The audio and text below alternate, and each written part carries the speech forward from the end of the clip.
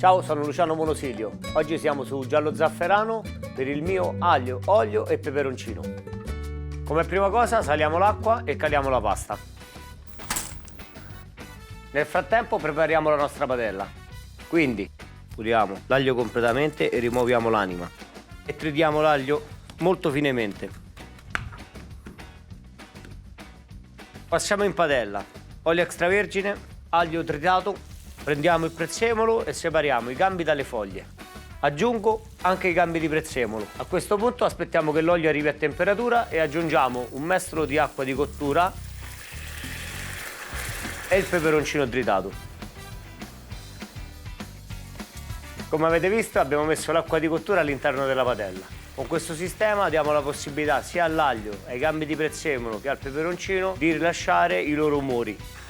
Rimuoviamo i gambi di prezzemolo e scoliamo la pasta. In padella finiamo di risottare la pasta, sempre con acqua di cottura. Assaggiamo per vedere se sta bene di sale e in caso correggiamo. Mantechiamo fuori dal fuoco con olio extravergine d'oliva. Mettiamo il prezzemolo tritato. Se la cremosità è giusta siamo pronti per impiattare.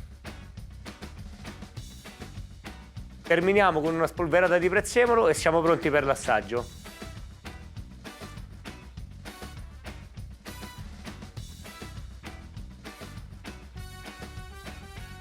Meravigliosa!